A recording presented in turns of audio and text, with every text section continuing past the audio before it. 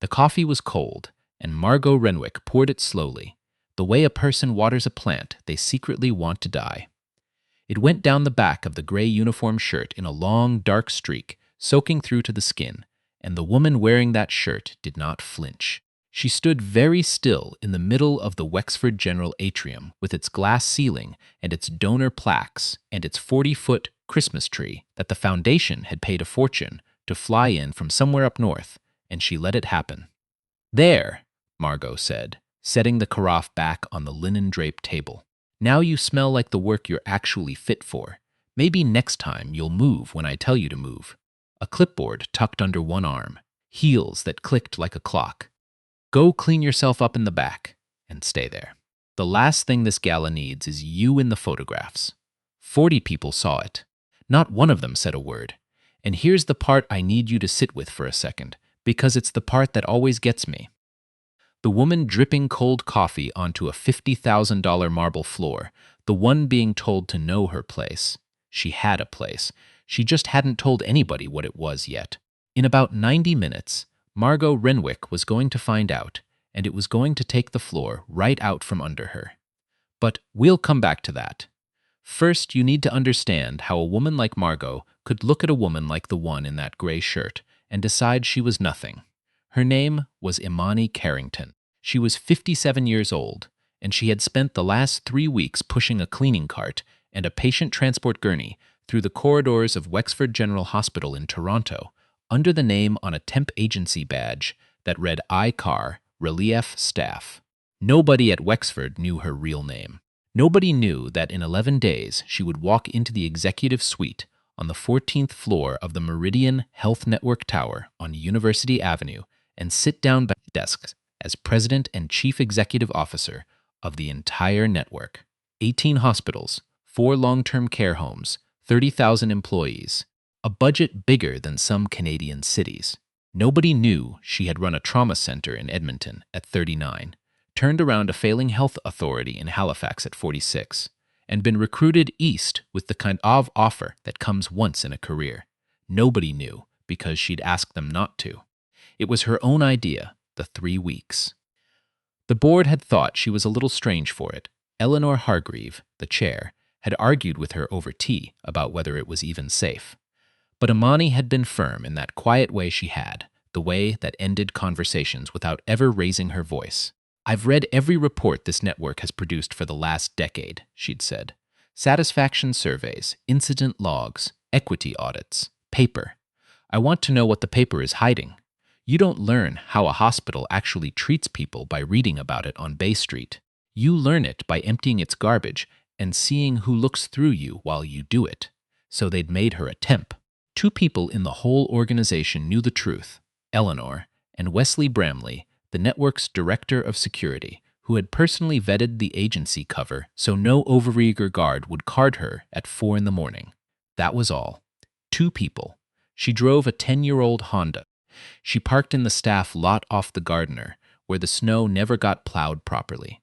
She kept her wedding band, her late husband's. She'd worn it for 9 years after he passed, on a thin chain inside her collar.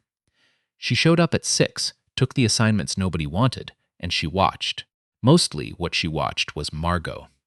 Margot Renwick was 48, the director of patient experience and site operations at Wexford, which is a long title for the person who decides whose day is going to be miserable. She'd been at the hospital 11 years, and she ran her corner of it like a small monarchy. To the donors and the board members and the surgeons with their own parking spots, she was sunshine. She remembered your grandkids' names. She found you a private room. When there were none, she laughed at the right jokes a half-second early. To a certain kind of staff, she was sunshine too. If you were white, Margot was demanding but fair. She'd push you hard and then take you for a coffee and tell you that you had real potential. If you weren't, the weather changed. It started small, the way these things do. A sigh when she handed you a task. A pause when you spoke, just long enough to suggest she was struggling to follow your accent, even when you'd grown up 3 subway stops from the hospital. Then it got more specific. A comment about your hair under your scrub cap.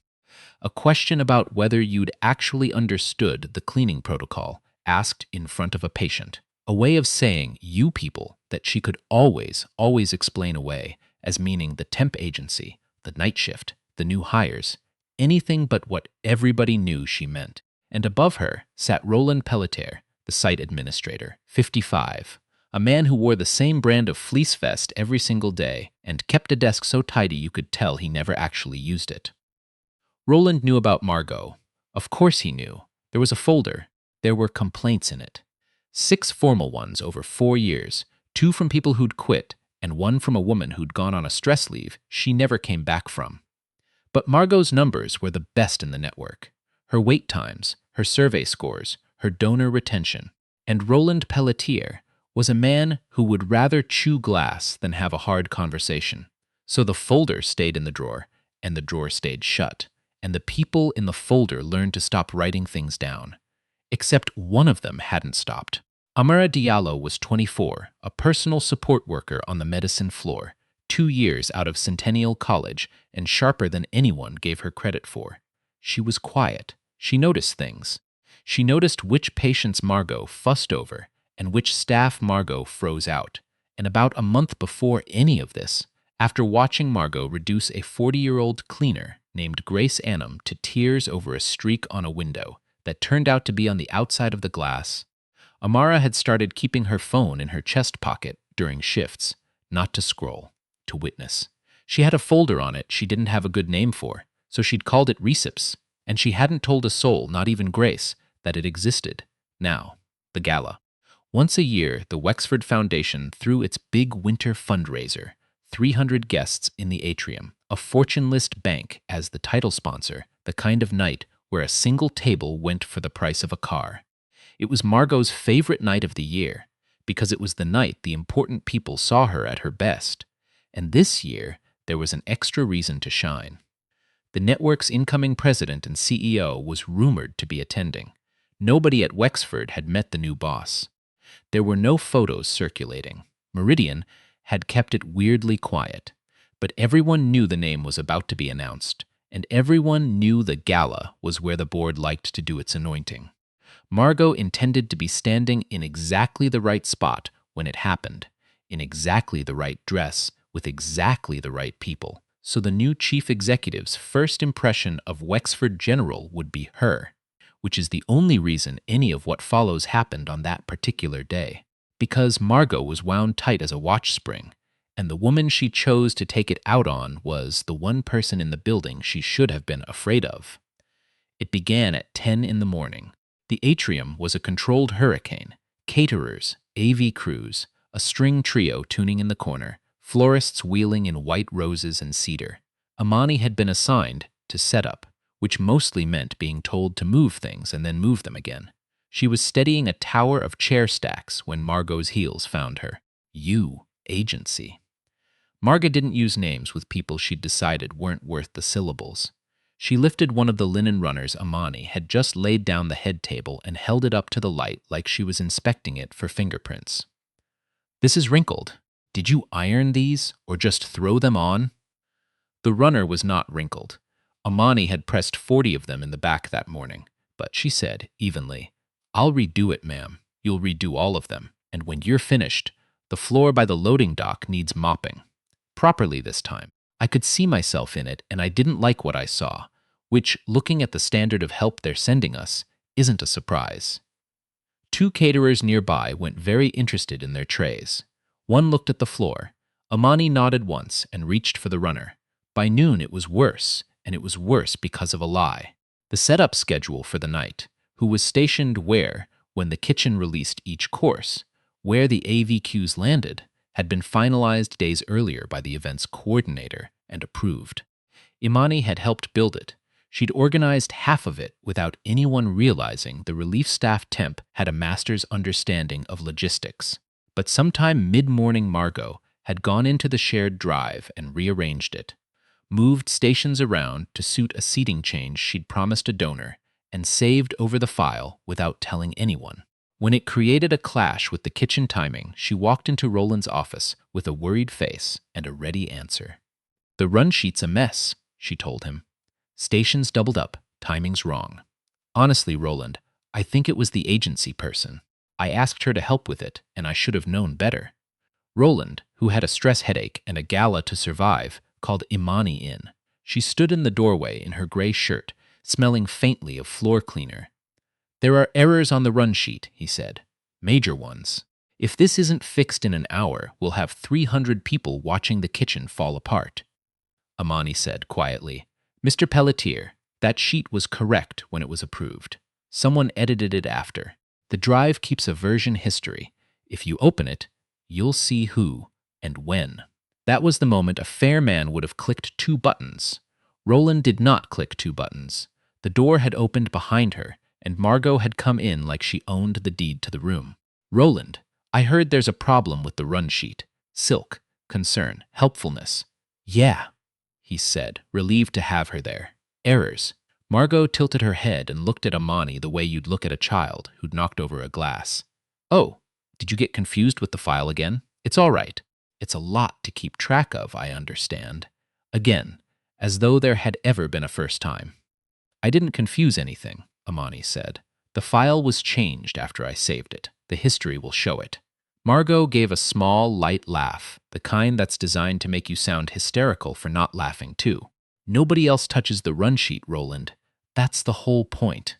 I shouldn't have to check her work on top of running this entire night." She turned, already done with it. "I'll fix it myself. It's fine. I just wish I didn't always have to clean up after these people." And Roland Pelletier, God help him, squeezed his own hands together and said, "Let Margot handle the file. Go help the kitchen, please." In the corridor outside, Amara was waiting with a tray of water glasses and a look on her face like she was about to be sick. "I saw her," she whispered. "I was at the printer. I watched Margot open the file at 11:15 and change it. Then she saved it and walked out like nothing happened." Imani went still. "You saw her do it. She moved at least 6 stations. I can see the timestamp from where I was standing." Imani closed her eyes and let out a slow breath. "Thank you, Amara. You have to report this. This is sabotage. This is them setting you up. I know exactly what it is." "Then why aren't you?" "Not yet," Imani said. And there was something in her face when she said it that made the younger woman go quiet. Not anger, not even hurt. Something patient. Something that had been waiting a very long time and had learned how to wait a little longer.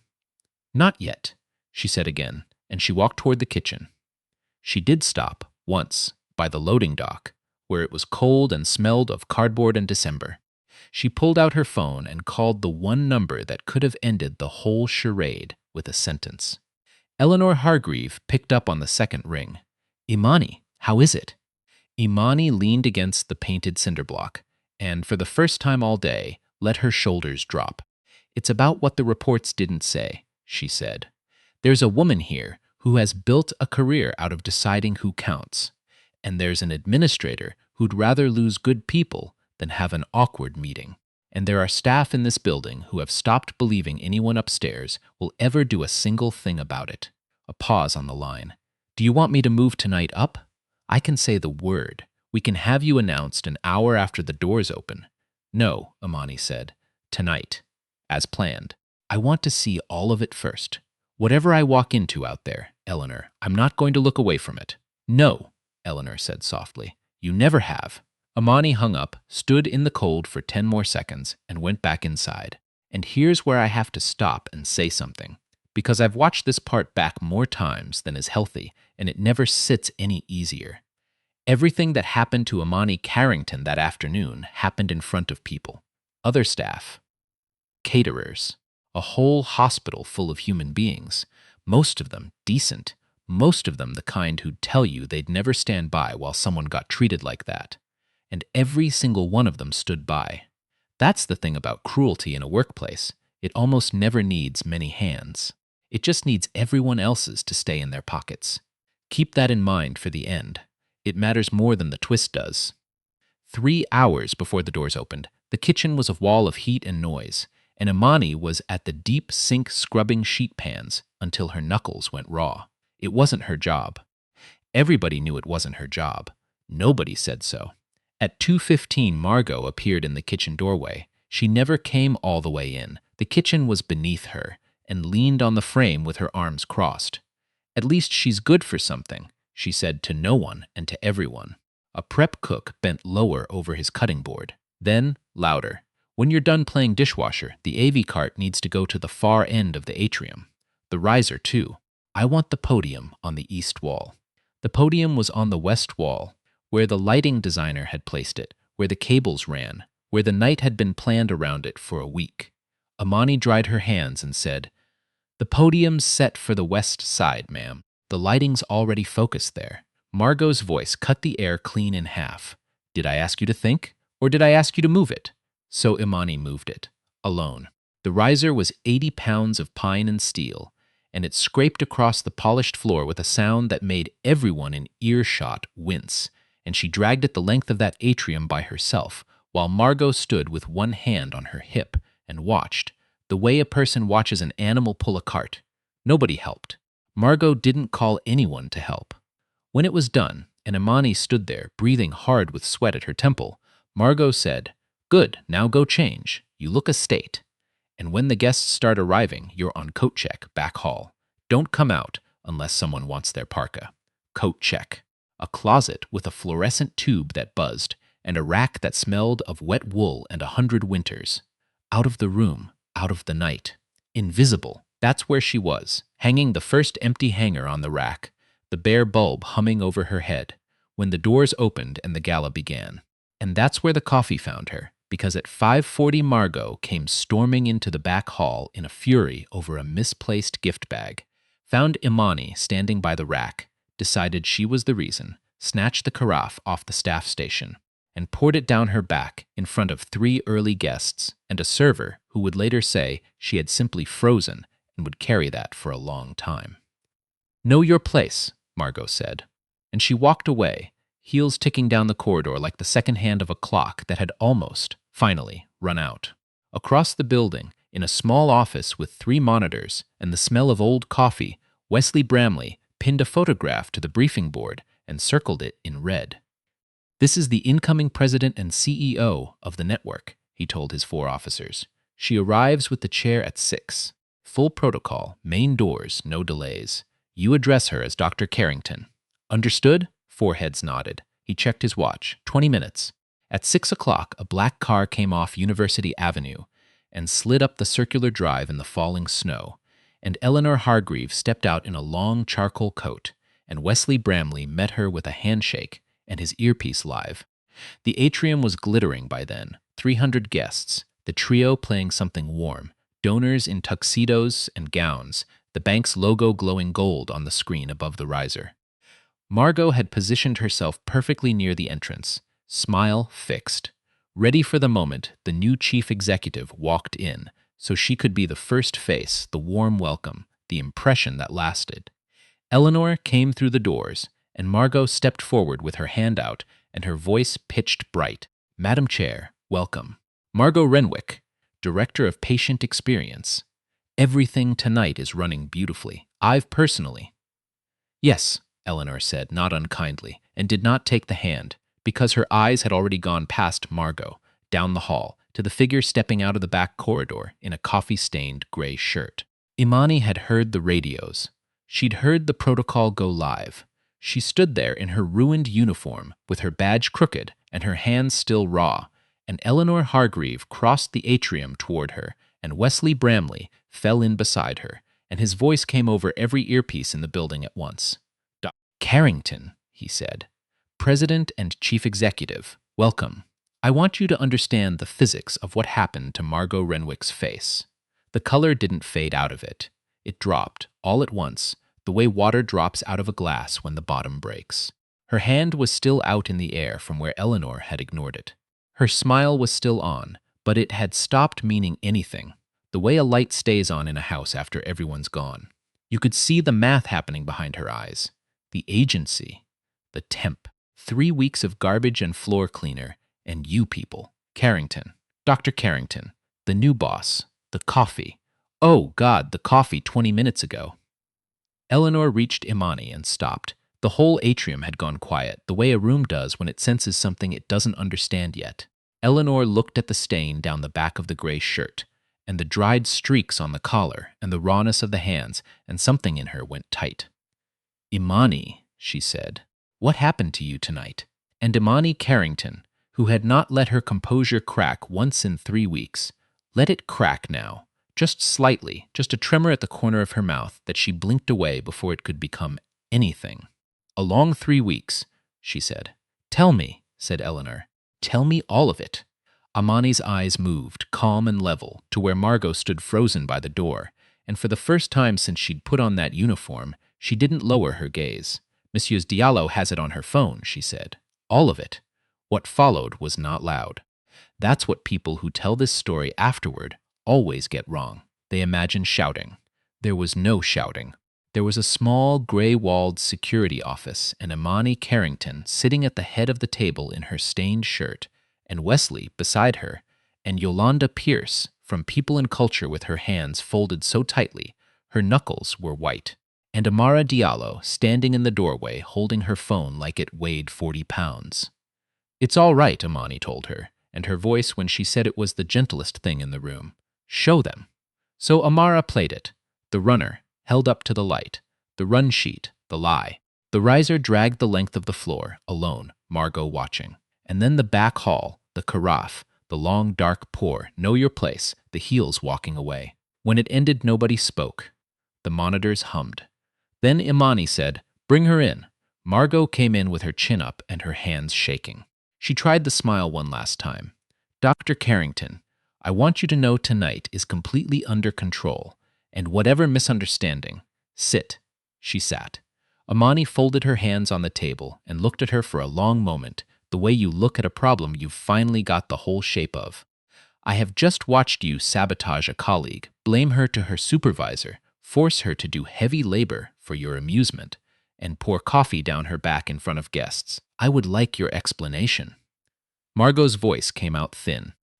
It was a joke. The coffee was an accident. She's blowing it out of. It was not an accident. I didn't know who you didn't know she was the chief executive, Imani said. So if she'd been who you thought she was, agency, relief staff, a temp pushing a cart, this would have been fine. Margot opened her mouth and nothing came out. That's the part I want you to hold on to, Imani said quietly. Not that you did it to me.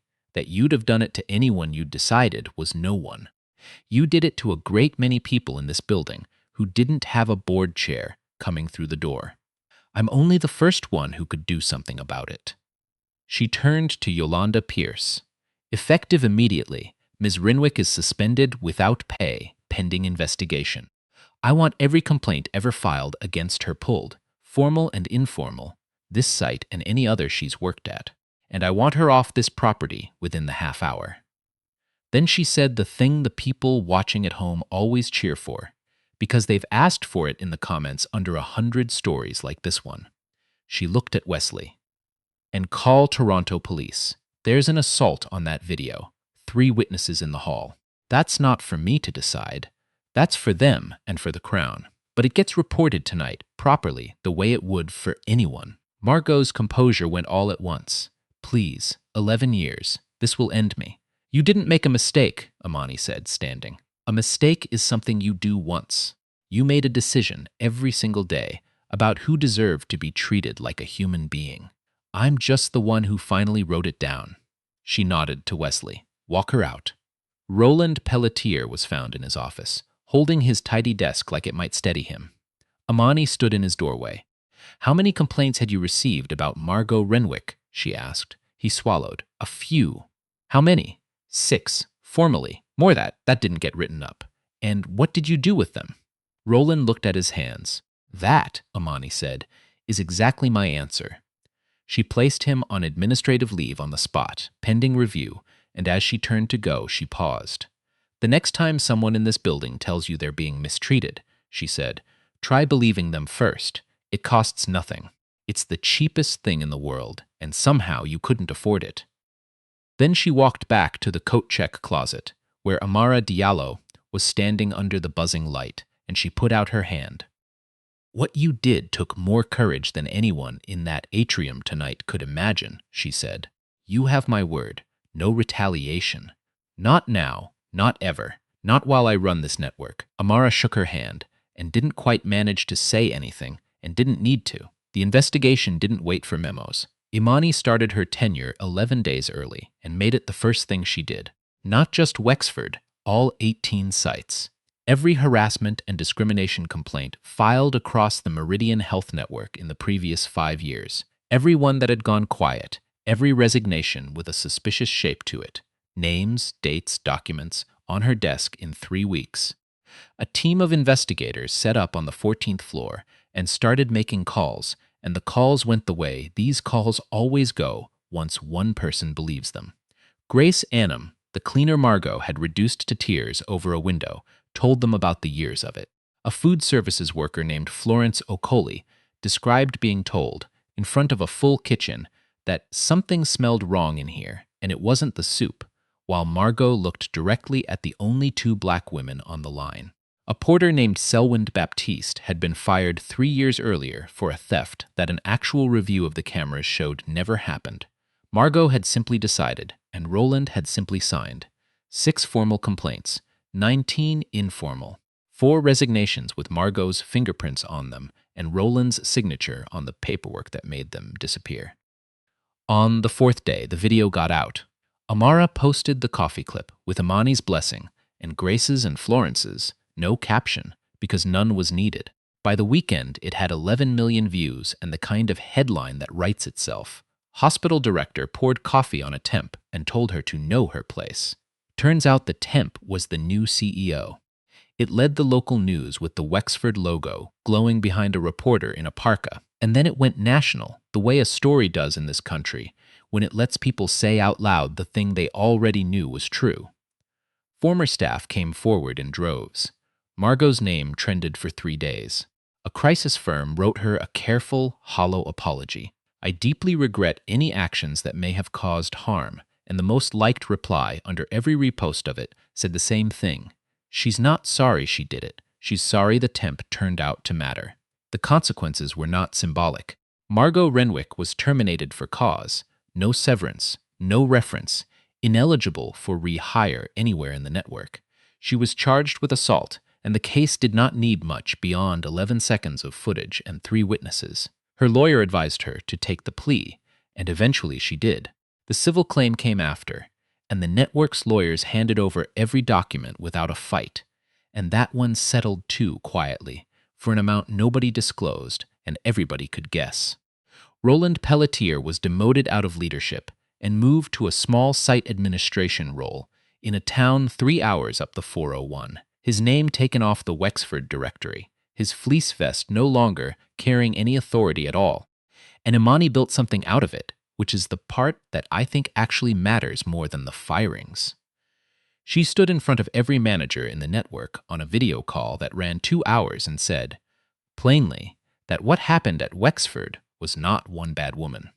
It was a system that had decided, again and again, that some people's dignity was negotiable and some people's discomfort was not worth a difficult meeting.